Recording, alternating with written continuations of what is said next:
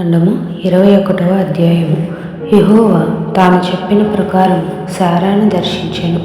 యెహోవా తానిచ్చిన మాట చొప్పున శారాను గూర్చి చెప్పాను.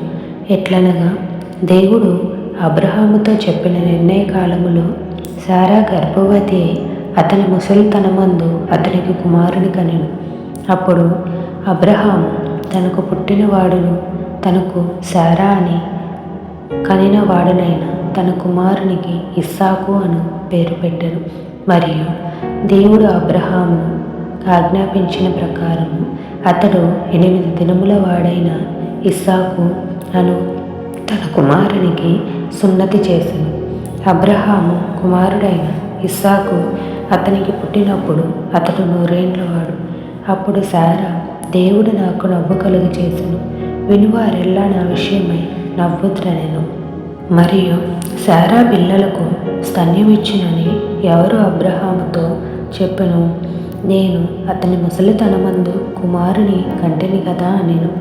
ఆ పిల్లవాడు పెరిగి పాలు విడిచెను. ఇస్సాకు పాలు విడిచిన దినమందు అబ్రహాము గొప్ప విందు చేసెను. అప్పుడు అబ్రహామునకు ఐగుప్తీయురాలైన హాగారు కనిన కుమారుడు పరిహసించుట శారా చూచి, ఈ దాసిని దీని కుమారుని వెళ్ళగొట్టుము. ఈ దాసి కుమారుడు నా కుమారుడైన ఇస్సాకుతో వారసుడై ఉండుడని అబ్రహాముతో అనెను. అతని కుమారుని బట్టి ఆ మాట అబ్రహామునకు మిక్కిలి దుఃఖము కలుగచేసెను. అయితే దేవుడు, ఈ చిన్నవాణ్ణి బట్టి నీ దాసిని బట్టి నీవు దుఃఖపడవద్దు. శారా నీతో చెప్పు ప్రతి విషయములో ఆమె మాట వినుము. ఇస్సాకు వలన అయినదియే నీ సంతానం అనబడును.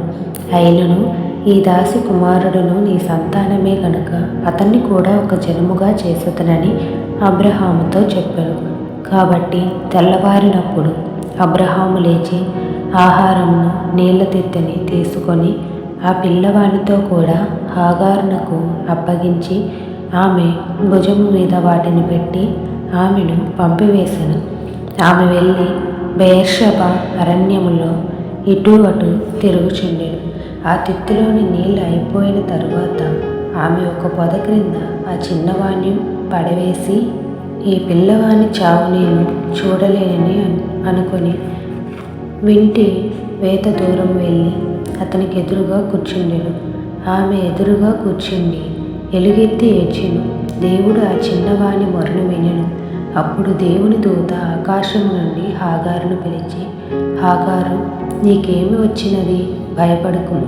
ఆ చిన్నవాడున్న చోట దేవుడు వాని స్వరము వినియున్నాడు. నీవు లేచి ఆ చిన్నవాని లేవనెత్తి నీ చేత పట్టుకును. వానిని గొప్ప జనముగా చేసేదనని ఆమెతో అనెను. మరియు దేవుడు ఆమె కన్నులు తెరిచి నందున ఆమె నీళ్ల ఊట చూచి వెళ్ళి ఆ తిత్తిని నీళ్లతో నింపి చిన్నవానికి త్రాగనిచ్చెను. దేవుడు ఆ చిన్నవానికి తోడై ఉండెను. అతడు పెరిగి పెద్దవాడే ఆ అరణ్యములో కాపురముండి వెలుకాడాయెను. అతడు పారాను అరణ్యములో ఉన్నప్పుడు అతని తల్లి ఐగుప్తు దేశం నుండి ఒక స్త్రీని తెచ్చి అతనికి పెళ్లి చేసెను.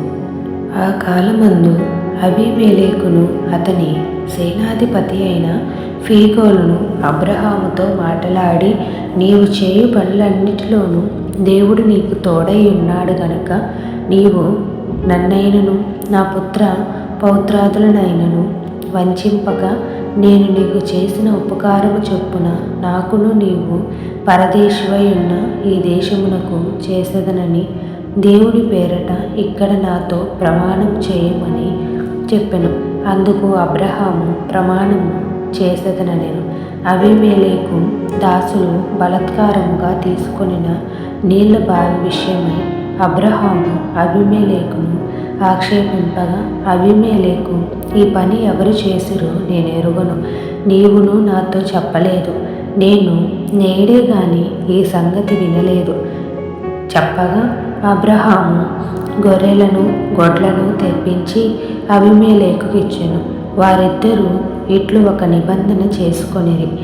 తరువాత అబ్రహాము తన గొర్రెల మందలో నుండి 7 పెంటి పిల్లలను వేరుగా నుంచెను. కనుక అబీమెలెకు అబ్రహాముతో, నీవు వేరుగా ఉంచిన ఈ 7 గొర్రెపిల్లలు ఎందుకని అడిగాను. అందుకతడు, నేనే ఈ బావిని త్రవ్వించినందుకు నాకు సాక్షాత్తముగా 7 గొర్రెపిల్లలను నీవు నా చేత పుచ్చుకొనవలెనని చెప్పాను. అక్కడ వారిద్దరూ అట్లు ప్రమాణము చేసుకొనినందున ఆ చోటు బెయేర్షెబా అనబడెను. బెయేర్షెబాలో వారు అలాగు ఒక నిబంధన చేసుకొనిన తరువాత అబీమెలెకు లేచి తన సేనాధిపతి అయిన ఫికోలుతో ఫిలిష్తీయుల దేశమునకు తిరిగి వెళ్ళెను. అబ్రహాము బెయేర్షెబాలో ఒక పిచ్చుల వృక్షము నాటి అక్కడ నిత్య దేవుడైన యెహోవా పేరట ప్రార్థన చేసెను. అబ్రహాము ఫిలిష్తీయుల దేశంలో అనేక దినములు పరదేశిగా ఉండెను.